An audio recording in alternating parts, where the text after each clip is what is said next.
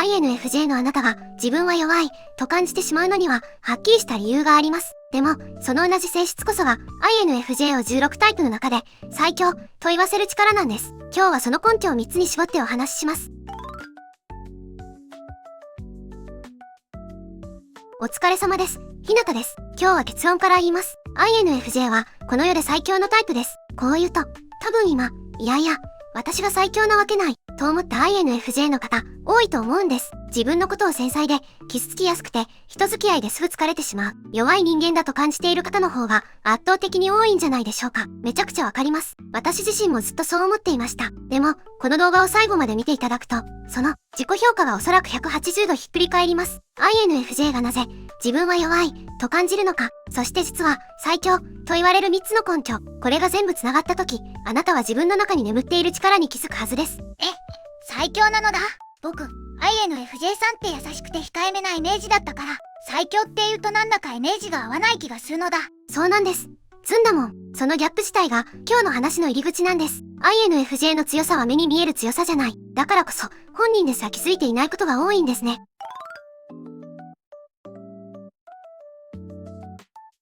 まずここを押さえないと、後半の話がただの慰めに聞こえてしまうので、しっかりお話しします。INFJ が自分を弱いと感じる理由、一言で言うと、自分の強さが内側で起きているせいで、外から見えないからなんです。例えば、大人数の集まりの後、家に帰った瞬間にどっと疲れて何もできなくなる。みんなは楽しそうだったのに、自分だけ妙に消耗している。あるいは、誰かが理不尽なことを言われている場面を見ただけで、自分のことのように胸が痛くて一日引きずってしまう。こういう時、INFJ は自分はメンタルが弱いと解釈してしまいがちです。でも、ここに大きな誤解があります。INFJ のこの疲れやすさは内向的直感と外向的感情という2つの心の働きが常にフル稼働しているために起きていると考えられています。INFJ の頭の中では目の前の出来事だけじゃなく、この人は本当はどう感じているんだろう、この空気はこの後どう動くんだろうという処理が無意識のうちにずっと走り続けているんですね。じゃあ INFJ さんは休んでるつもりでも頭の中はずっと働きっぱなしってことなのだ。それは疲れちゃうのも当然なのだ。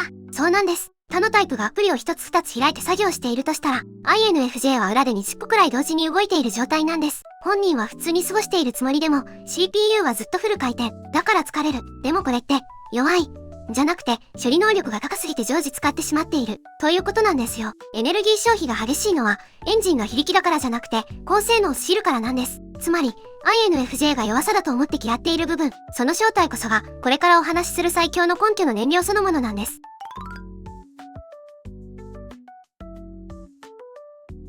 一つ目の根拠は人の本質を見抜き心を動かす力です。INFJ は相手が言葉にしていない感情や本当の動機をなんとなく察知してしまいますよね。この人笑ってるけど本当は無理してるなとか、この提案本音は別のところにあるなとか。それ僕の周りの INFJ さんもよく言ってたのだ。なんとなくわかっちゃう。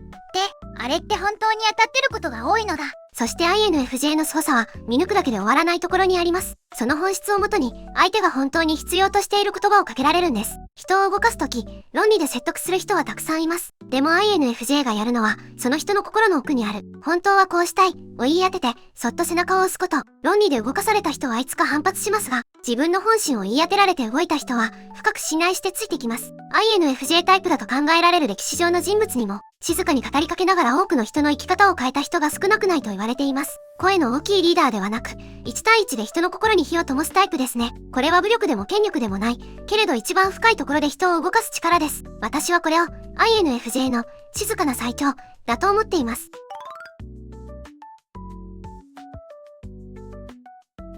2つ目の根拠は、誰にも揺るがされない独自の哲学を持っていることです。意外に思う人が多いと思います。INFJ は人に合わせて流されやすいイメージがありますよね。でも、表面的な振る舞いと心の芯は全く別物なんです。INFJ は人当たりは柔らかいのに、自分が大切にしている価値観に関しては、驚くほど頑固です。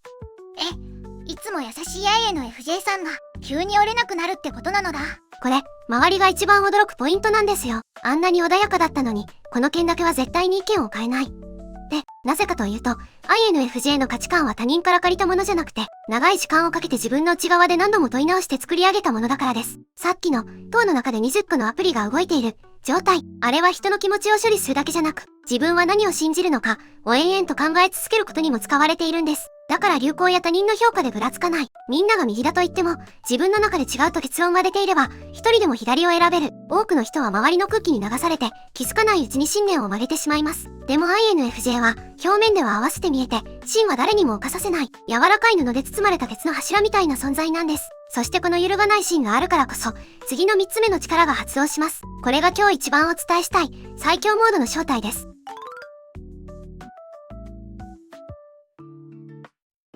3つ目の根拠。これが一番重要です。一度燃えると止まらない、圧倒的な使命感です。普段の INFJ は控えめです。自分から前に出るより一歩引いて全体を見ている。自分は何者でもない、と感じていることすらあります。ところが、ある条件が揃った時だけ発動する、最強モードがあるんです。それは、自分の信念と目の前の出来事がガチッと結びついた瞬間。これは自分がやらなきゃいけない。放っておいたら自分は自分でいられない。そう確信した時、INFJ はまるで別人のように動き出します。別人みたいに、あの控えめな INFJ 様なのだ。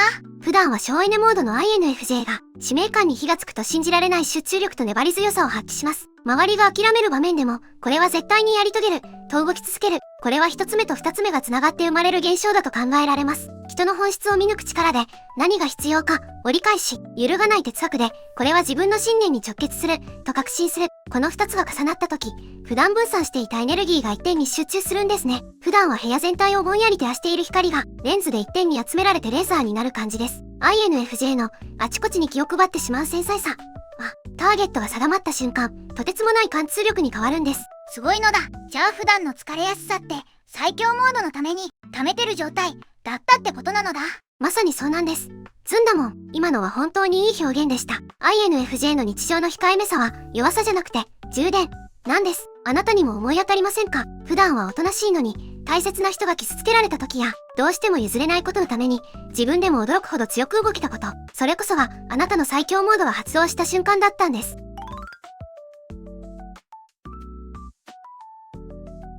最後に、眠っている力を取り戻すために今日から意識してほしいことを3つお伝えします。1つ目は、繊細さを、弱さ、ではなく、高性能の証として捉え直すこと。疲れやすいのは、人より多くを感じ取り深く考えているからです。同じ性質でも、ダメな自分、と見るか、使い方次第の才能、と見るかで、その後の人生は大きく変わると考えられます。2つ目は、自分の、譲れない価値観を一度言葉にしてみること。INFJ の強さは信念の柱から生まれますが、その柱は普段ぼんやりしています。自分は何を大切にしたいのか、何があると燃えるのかを書き出して、はっきりさせてみてください。柱が明確になるほど最強モードは発動しやすくなります。3つ目は、自分が力を発揮できる場所を少しずつ選ぶこと。誰かを守れる、信念と一致する、自分にしかできない。この要素がある場所に自分を置いてあげてください。多くの INFJ が無力だと感じるのは、能力がないからじゃなく、引き金が引かれない環境にたまたま長くいるからなんです。僕、思ったのだ。INFJ さんは弱いんじゃなくて、力を出す場所と引き金を知らなかっただけなのだ。それがわかればすごく心強いのだ。本当にその通りなんです。ずんだもん。INFJ のあなたは最初から強いんです。ただその強さが静かで内側にあって見えにくいだけ。繊細で、疲れやすくて、考えすぎてしまう。その全部が、あなたの最強モードを支える燃料です。どうか自分を弱いと決めつけないでください。あなたはこの世で最強のタイプの一人なんですから。